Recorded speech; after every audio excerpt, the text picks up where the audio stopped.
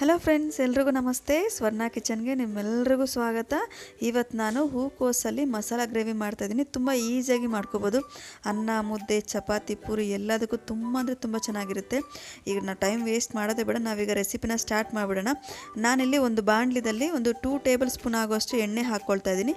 ಎಣ್ಣೆ ಸ್ವಲ್ಪ ಬಿಸಿ ಆದ ನಂತರ ನನಗೆ ಇದಕ್ಕೆ ಒಂದು ಅರ್ಧ ಟೇಬಲ್ ಸ್ಪೂನ್ ಆಗೋಷ್ಟು ಅರಿಶಿನ, ಹಾಗೆ 1 ಟೇಬಲ್ ಸ್ಪೂನ್ ಆಗೋಷ್ಟು ಅಚ್ಚಕಾರದ ಪುಡಿ, 1 ಟೇಬಲ್ ಸ್ಪೂನ್ ಆಗೋಷ್ಟು ಉಪ್ಪು. ಈಗ ಇದನ್ನೆಲ್ಲ ಒಂದು 2 ನಿಮಿಷ ಚೆನ್ನಾಗಿ ಎಣ್ಣೆದಲ್ಲಿ ಫ್ರೈ ಮಾಡ್ಕೊಳ್ತೀನಿ.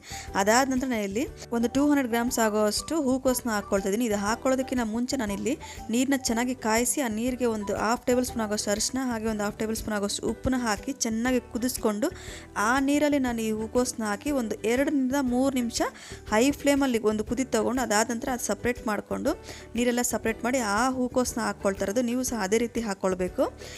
ಇಲ್ಲ ಹಾಗೆ ನೀವು ಡೈರೆಕ್ಟ್ ಹಾಕಿದ್ರೆ ಹಸಿ ಹಸಿ ಆಗಿದ್ದೋಗುತ್ತೆ. ಹಾಗಾಗಿ ಈ ರೀತಿ ನಾವು ಒಂದು 2 ನಿಮಿಷ ಚೆನ್ನಾಗಿ ಕುದಿಸ್ಕೊಂಡಿರೋ ನೀರಲ್ಲಿ ಹಾಕಿ ಅದಾದ ನಂತರ ಎಣ್ಣೆದಲ್ಲಿ ಈ ರೀತಿ ಫ್ರೈ ಮಾಡಿಕೊಂಡು ಆಮೇಲೆ ಗ್ರೇವಿದಲ್ಲಿ ಹಾಕಿದ್ರೆ ತುಂಬ ಚೆನ್ನಾಗಿರುತ್ತೆ ಟೇಸ್ಟು. ಹೂಕೋಸ್ಗೂ ಸಹ ಉಪ್ಪು ಖಾರ ಚೆನ್ನಾಗಿ ಹಿಡಿದಿರುತ್ತೆ ನೋಡಿ. ಈಗ ಇದನ್ನು ಸಪ್ರೇಟ್ ಮಾಡ್ಕೊಂಡು ಮತ್ತೆ ಅದೇ ಬಾಣಲಿಗೆ 1 ಟೇಬಲ್ ಸ್ಪೂನ್ ಆಗೋಷ್ಟು ಎಣ್ಣೆ ಹಾಕ್ಕೊಂಡು ಒಂದು ಮೀಡಿಯಮ್ ಸೈಜ್ ಹೇಳಿದ್ರೆ ಒಂದು ಅರ್ಧ ಈರುಳ್ಳಿ ಹಾಕ್ಕೊಂಡು ಅದ್ರ ಜೊತೆಗೆ ಒಂದು 4 ರಿಂದ 5 ಗೋಡಂಬಿ ಹಾಕ್ಕೊಂಡು ಇದನ್ನು ಲೈಟ್ ಬ್ರೌನ್ ಆಗೋವರೆಗೂ ಒಂದು 5 ನಿಮಿಷ ಚೆನ್ನಾಗಿ ಫ್ರೈ ಮಾಡ್ಕೊಳ್ಳಿ ಮೀಡಿಯಮ್ ಫ್ಲೇಮಲ್ಲಿ ಇಟ್ಕೊಂಡು. ಇದು ಫ್ರೈ ಆದ ನಂತರ ನನಗೆ ಇದನ್ನು ಮಿಕ್ಸಿ ಜಾರ್ಗೆ ಹಾಕ್ಕೊಂಡು ಇದ್ರ ಜೊತೆಗೆ ಒಂದು 2 ಮೀಡಿಯಮ್ ಸೈಜ್ನ ಹಣ್ಣಾಗಿರೋ ಟೊಮೆಟೊನ ಹಾಕ್ಕೊಂಡು ಫೈನ್ ಪೇಸ್ಟ್ ಆಗಿ ಮಾಡ್ಕೊಳ್ತೀನಿ.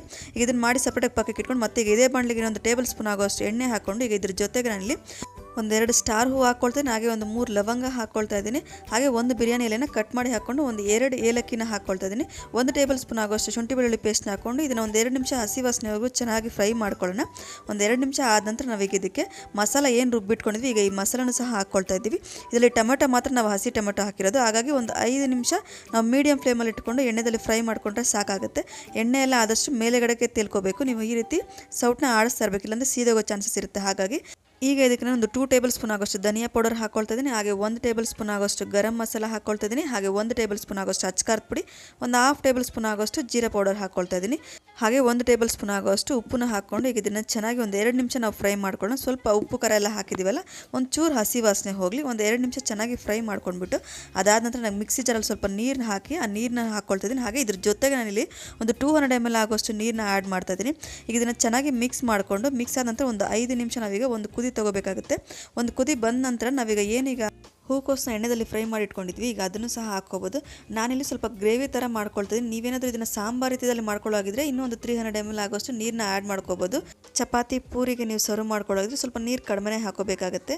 ನೋಡಿ ಈಗ ನನಗೆ ಹೂಕೋಸನ್ನೆಲ್ಲ ಹಾಕ್ಕೊಂಡು ಚೆನ್ನಾಗಿ ಮಿಕ್ಸ್ ಮಾಡಿ ಒಂದು 2 ನಿಮಿಷ ನಾನು ಮೀಡಿಯಮ್ ಫ್ಲೇಮಲ್ಲಿ ಇಟ್ಕೊಂಡು ಈ ರೀತಿ ಒಂದು ಕುದಿ ತೊಗೊಳ್ತೀನಿ. ಒಂದು ಕುದಿ ತೊಗೊಂಡ ನಂತರ ನನಗೆ ಇದಕ್ಕೆ ಒಂದು 2 ಟೇಬಲ್ ಸ್ಪೂನ್ ಆಗೋಷ್ಟು ಕೊತ್ತಂಬರಿನ ಹಾಕಿ ಚೆನ್ನಾಗಿ ಮಿಕ್ಸ್ ಮಾಡಿಕೊಂಡು ಡೈರೆಕ್ಟ್ ನಾನು ಸರ್ವ್ ಮಾಡ್ಕೊಳ್ತೀನಿ. ನಾನಿಲ್ಲಿ ವೈಟ್ ರೈಸ್ ಮಾಡ್ಕೊಂಡಿದ್ದೆ, ಬಿಸಿ ಅನ್ನಕ್ಕೂ ಸಹ ತುಂಬ ಚೆನ್ನಾಗಿರುತ್ತೆ. ನೀವು ಬೇಕಾದ್ರೆ ಮುದ್ದೆ, ಚಪಾತಿ, ಪೂರಿ ಎಲ್ಲದಕ್ಕೂ ಸಹ ಇದು ತುಂಬಾ ಚೆನ್ನಾಗಿರುತ್ತೆ. ನಿಮ್ಗೆ ಈ ವಿಡಿಯೋ ಇಷ್ಟ ಆಗಿದ್ದರೆ ಲೈಕ್ ಮಾಡಿ, ಶೇರ್ ಮಾಡಿ, ಹಾಗೆ ನೀವು ಸಹ ಒಂದ್ಸರಿ ಟ್ರೈ ಮಾಡಿ ಕಮೆಂಟ್ಸಲ್ಲಿ ತಿಳಿಸಿ ನಿಮ್ಮ ಮನೆಯಲ್ಲಿ ಹೂಕೋಸು ಮಸಾಲ ಗ್ರೇವಿ ಹೇಗೆ ಬಂತು ಅಂತ ಹೇಳ್ಬಿಟ್ಟು. ಹಾಗೆ ನನ್ನ ಚಾನಲ್ ಸಬ್ಸ್ಕ್ರೈಬ್ ಮಾಡೋದು ಮಾತ್ರ ಮರಿಬೇಡಿ ಅಂತ ಹೇಳ್ತಾ ನಾನು ಈ ವಿಡಿಯೋನ ಇಲ್ಲಿಗೆ ಮುಗಿಸ್ತಾ ಇದ್ದೀನಿ. Thank you.